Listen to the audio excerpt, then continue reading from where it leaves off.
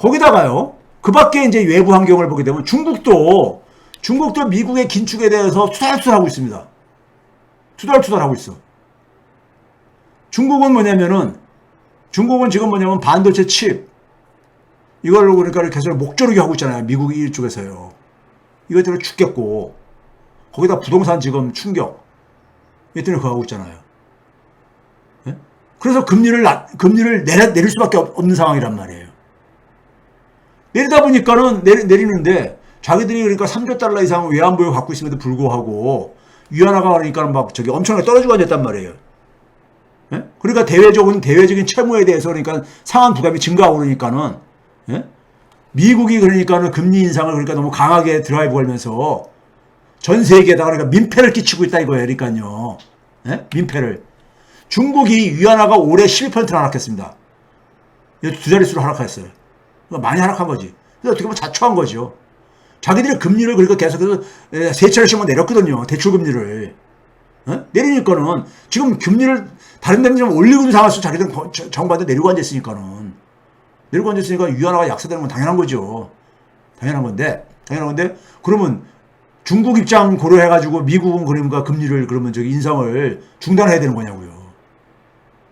중단해야 되는 거죠. 그러면 미국 인플레는 누가 해결해 줄 건데요? 예? 그렇잖아요. 예? 소위 말해서 미국의 논리를 제가 쓰는 게 아니라 미국은 뭐냐면 미국의 통화 정책에 있어서 가장 중요한 건 뭡니까? 물가 안정, 고용 이런 거잖아요. 그러니까 미국은 물가 안정을 잡기 전에는 금리 인상할 수밖에 없다고요. 예?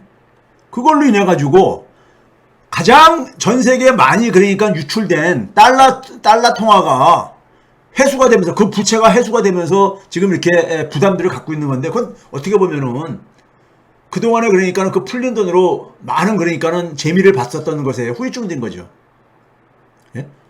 그래서 그 중국도 올해 8월달까지요. 9월달까지 통계가 안 나는데 한 2천억 달러 가깝게 줄어들었어요. 외환보유액이요. 중국도. 예? 줄어들었습니다. 중국이 3조 달러 정도 갖고 있지만 외환보유를 갖고 있지만은 GDP 대비로 하게 되면은 20%도 안 되는 거거든요. 그러니까 중국도 그러니까 사실은 지금 상당히 지금 안 좋다 보니까 중국도 미국이 연준이 금리를 그러니까는 인상 속도를 좀 조절했으면 하는 바람인 거야. 그런데 중국 입장 생각하면서 할 수는 없는 거잖아요. 중국이 지난번에도 얘기했지만은 중국이 이 80년대 그러니까는 그 일본하고 비슷하다는 얘기를 많이 하잖아요. 일본이 그러니까는 부동산 문제하고 높은 기업 부채가 90년대 초에 그러니까 자산 거품이 꺼지는 하나의 주요 요인이 됐다 그랬잖아요. 중국도 비금융 기업 부채가 한 지금 이 팬데믹 이후에 좀 줄어들다는 것이 올해 1분기에 다시 상승세로 올라갔단 말이에요. 그러니까 그런 점에서 여전히 높은 수준을 보이고 있고 이거를 그러니까 이게 문제가 될 것 같아서 줄여왔었는데 이게 다시 반대세로 올라가고 있고요. 일본이 그러니까 80년대에 기업 부채가 쫙 올라갔었잖아요. 올라갔었습니다. 올라가다가 그게 이제 터진 거죠. 부동산과 관련된 이 기업 부채가요. 그러니까 이게 세계 그림이 왼쪽이 일본이고 우회가 중국. 이게 민간 부채, 가계 부채하고 기업 부채 합친 거예요. 보게 되면 일본이 한 214%가 정점이었을 때 중국이 지금 얼마냐면 218%, 한국은 221%. 한국이 조금 제일 높죠. 근데 세 나라가 비슷비슷하잖아요. 비슷비슷한 상황인 거예요. 그러니까요. 민간 부채, 즉 가계하고 비금융 기업 부채를 이렇게 봤을 때요. 그렇죠? 이런 점에서 그러니까는 이 세 나라가 좀 비슷한 측면이 있다 이거죠. 중국의 국채 1년물 수익률이 되게 단기 1년하고 2년은 되게 단기 시장 금리를 되게 얘기를 하는데요. 이거는 되게 기준금리하고 비슷하게 가야 되는데 최근에 보게 되면은 올라가고 앉았잖아요. 기준금리를 내린 상황 속에서 이게 올라가고 앉았잖아요. 중국의 은행들이 대출금리를 내린 상황 속에서 이건 올라가고 앉았잖아요. 그 얘기는 뭡니까? 시장에서 그러니까는 이 중국의 채권을 던지고 있다는 얘기인 거죠. 예? 즉 중국의 그러니까는 통화 정책이 영향력을 행사를 못하고 있다는 얘기죠. 영향력이 줄어들고 있다는 얘기죠. 5년물, 10년물은 더 하죠. 그건 시장 금리들이 시장 단기 금리나 시장 장기 금리가 다 상승을 하고 앉아 있어. 그러면 은행 금리들을 내려봤자 그 효과는 제한적일 수밖에 없죠. 제한적일 수밖에 없죠. 시장에서는 이렇게 올라가고 앉아 있으니까요. 시장에서는 돈을 구하기 힘들다는 얘기인 겁니다. 쉽게 얘기하면요. 자, 이게 중국의 상황. 중국도 그러니까 연준이 금리를 인상을 그러니까 속도 조절했으면 하는 이런 바람이요. 거기다가 이제 유엔까지 동원을 하죠. 유엔까지.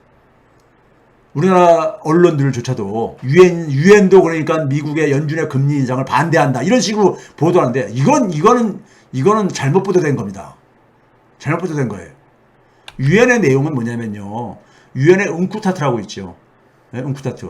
그러니까 무역과 개발 이 웅쿠타트라고 있는데 웅쿠타트가 경제 이 관련 이제 그러니까는 하나의 기구죠. 유엔에.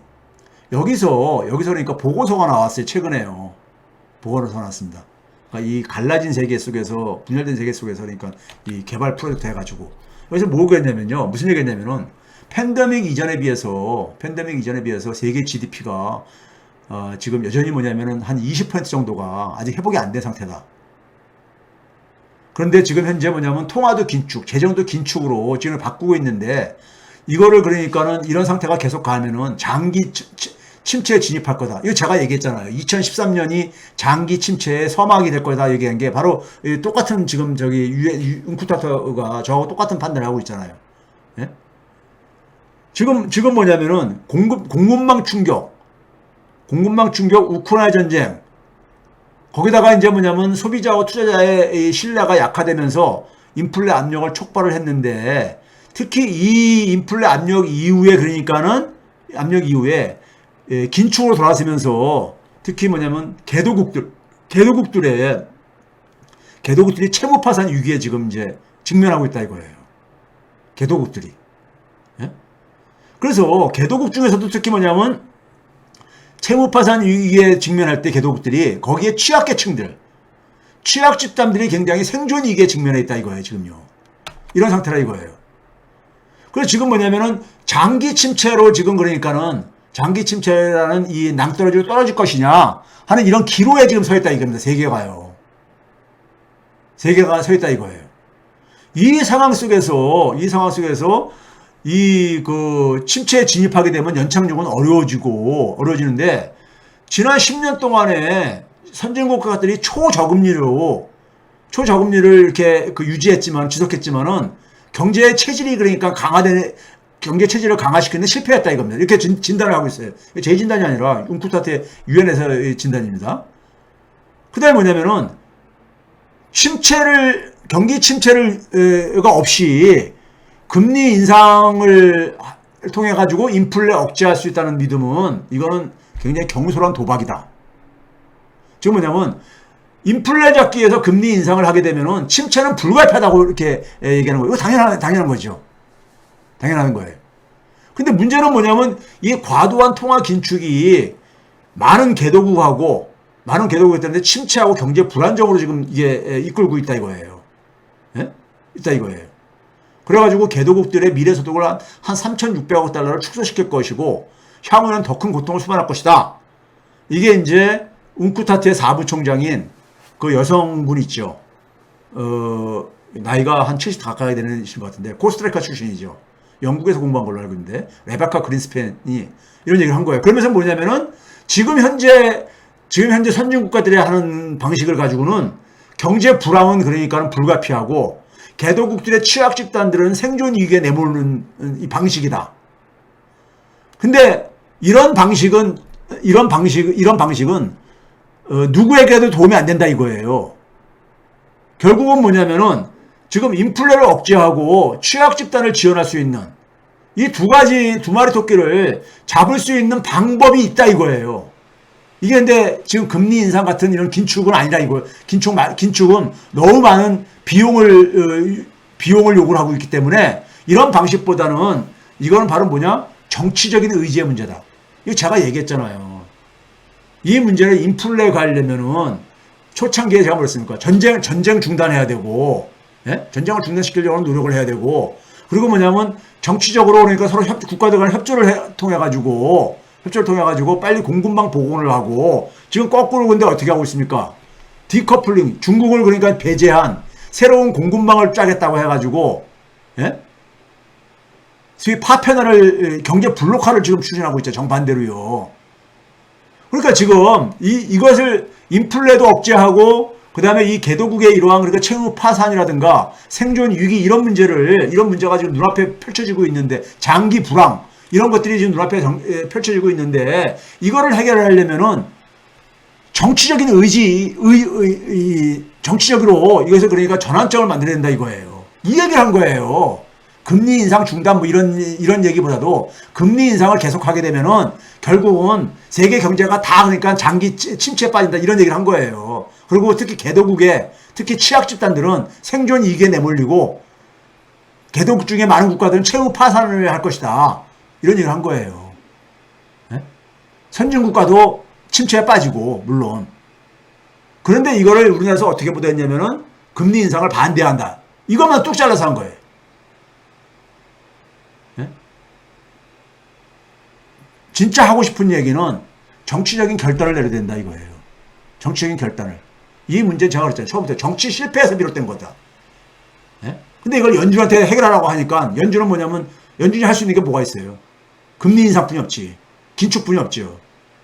근데 그게 해법이 아니라는 거죠.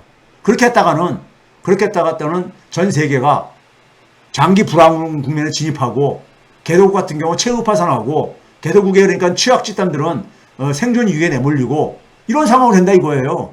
예? 인플레 잡겠다고 하다가 이런 얘기를 한 거예요. 유엔에서 한 얘기는요. 그러니까 이거를 그러니까 이상하게 해가지는데 이게 웅푸드에서 나온 보고서가 지금 이렇게 회복이 안 돼주고 있다 이거예요. 원래 궤도, 팬데믹 이전의 궤도로 제가 이건 과거에도 그림을 통해서도 보여줬죠. 이 원래 궤도로 못 들어간다는 얘기겠죠. 지금 봐보세요. 이게 지금 뭐냐면은 이